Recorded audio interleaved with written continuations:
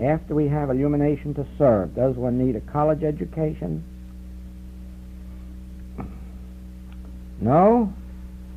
No, I am not going to say that we need any education, since the disciples got along pretty well without any schooling, without very much of it, and many people have gotten along without it, and I don't seem to be doing too badly. I never went beyond grammar school. I only had 6 months of business high school. Actually, my diploma from grammar school was as far as my education went. And then I never saw the inside of a schoolroom again until I was 47 years of age, and I was admitted to Harvard to take a course in Indic philology, Sanskrit and Oriental philosophy, so forth, which lasted something over a year. But it wasn't a general education. I was never admitted to Harvard as a regular student. It was as a special student, and just on 3 subjects. So that actually my schooling ended at grammar school, and it hasn't hindered the work. I will admit that sometimes I get in company where they're very disdainful of me because I haven't got a PhD or at least a master's, but it doesn't happen very often. Spiritual intuition has nothing to do with education, and sometimes education can stand in its way. You see, Scripture is a stumbling block unless one is able to discern it through spiritual sense. Scripture and all spiritual writings never could be reasonable. It never could appeal to the reasoning mind. That's why so few real scholars have ever had much faith in the Bible. And you can't blame them. If you read the Bible in its literal sense, it doesn't make sense. You only have to start it and read the first chapter of Genesis and the second chapter of Genesis, and by that time you're through and say, this must be the work of a crazy man. And if you read the Song of Solomon from the standpoint of the human intellect, you won't think of it as a very spiritual writing. You'll wonder what part of the world we drift into to get that kind of language and literature. Only as you read the Song of Solomon through spiritual intuition can you see that it is one of the great mystical writings, one of the great spiritual writings, and has nothing to do with the subjects that it seems to portray. And so it is. Think of passages like, take no thought for your life, what you shall eat, what you shall drink, wherewithal you shall be clothed. Well, if you're not going to take thought for it, who's going to do it? And of course, to spiritual sense, you would say God. But then the man without spiritual sense looks out in the world and says he doesn't seem to be doing much of a job for these people.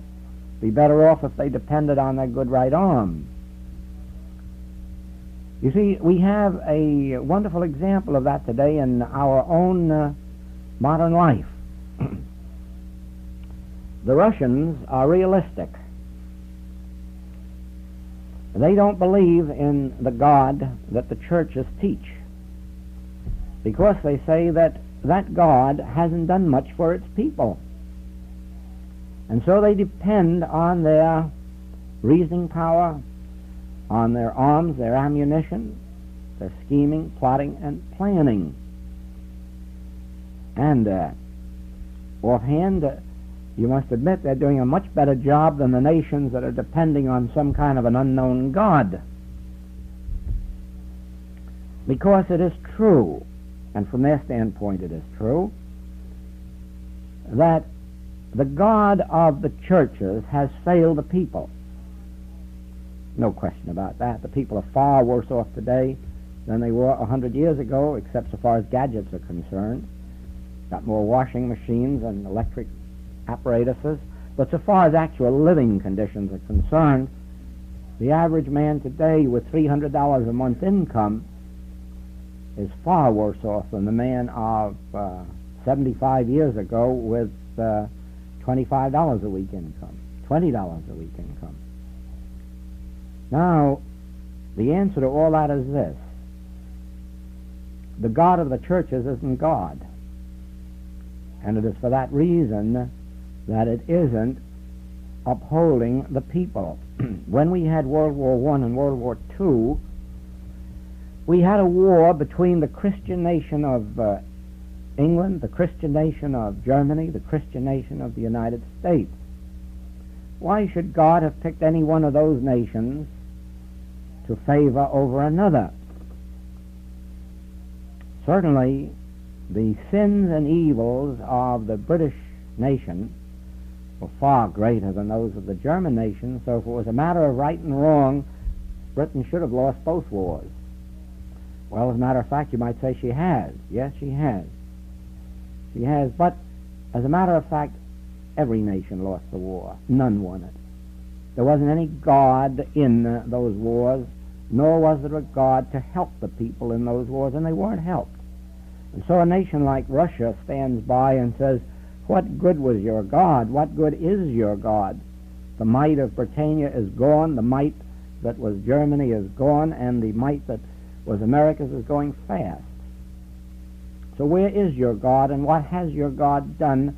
And so they turn to the opposite of that, to physical might and mental might, and they say, see what we are achieving.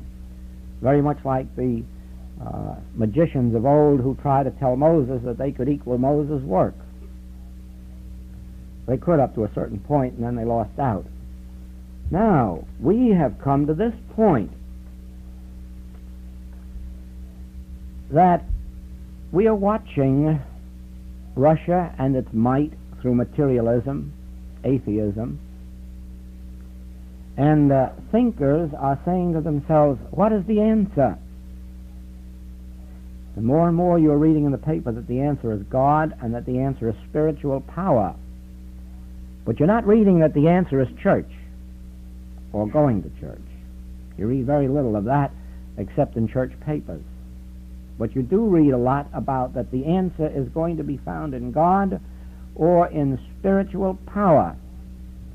As a matter of fact, Collier's magazine ran a series of articles recently by a reporter in search of God. This reporter had been hearing a lot, too, about how the churches had failed and how materialism was coming to the fore, and he decided to make an investigation to see what this thing about God was or is. And he started off in his first article by interviewing Protestant ministers, Catholic priests, and Hebrew rabbis, and the religious head of a college, coeducational college. In that article, the ministers, the priest, the rabbi, and the head of the college were all unanimous in declaring that we must not look to God. There is no hope from God. None. Get busy and look to your arms and ammunitions and your human methods of warfare and whatever it is that you're going to do, because there is no answer to be found in God. We can't look to God to help us in our human affairs. Wait until you die and God will help you in the next world. That was unanimous in this first article.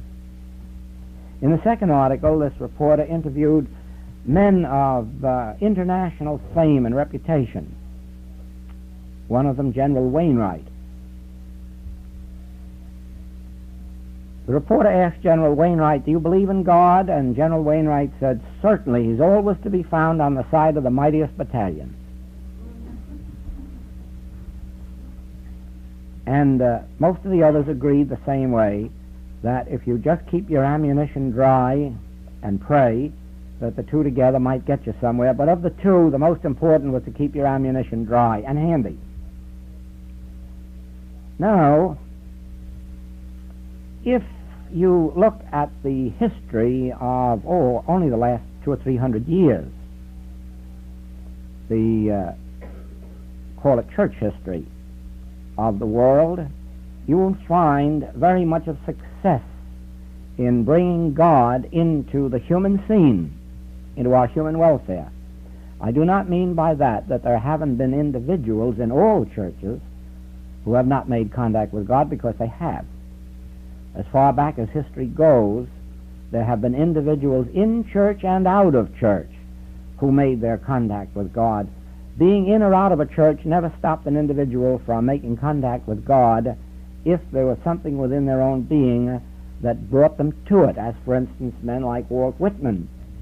Walt Whitman certainly knew God and certainly had a God contact from childhood on, but he has very little of a church history.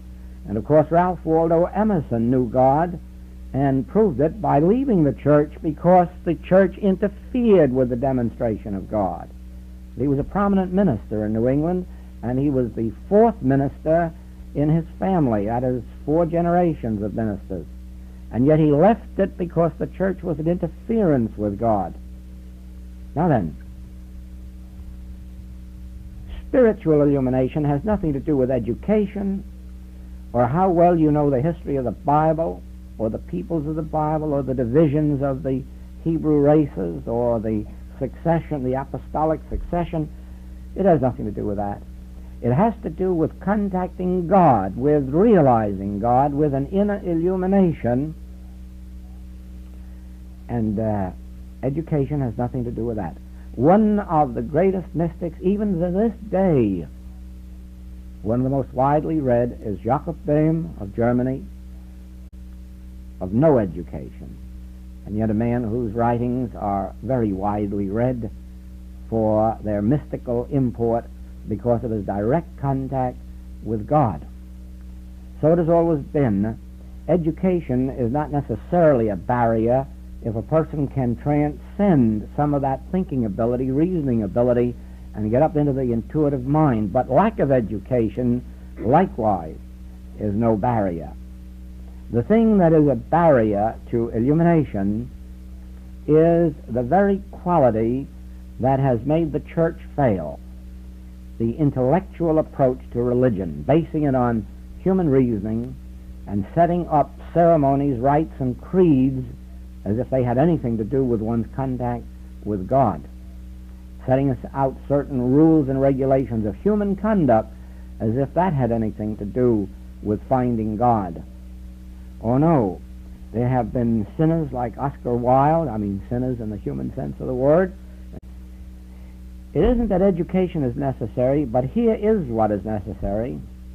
When one goes out into the public ministry, they are not apt to be well received or credited or accepted as authority if they go out with a sense of illiteracy, with a sense of personal uncleanness or personal lack of care in their makeup. In other words, a person must show forth in their ministry some of the qualities of God which would come with illumination, and that of course would wipe out any such thing as illiteracy or profanity or vulgarity or coarseness or commonness.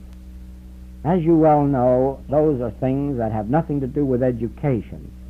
It is true that education sometimes wipes those out of a person who ordinarily would have them, but actually it is possible to be a very well accepted human without a great degree of education. Yes, the power within prepares the place for us, and not only that, but it wipes out some of these signs of lack of education, lack of culture, lack of refinement, and so forth.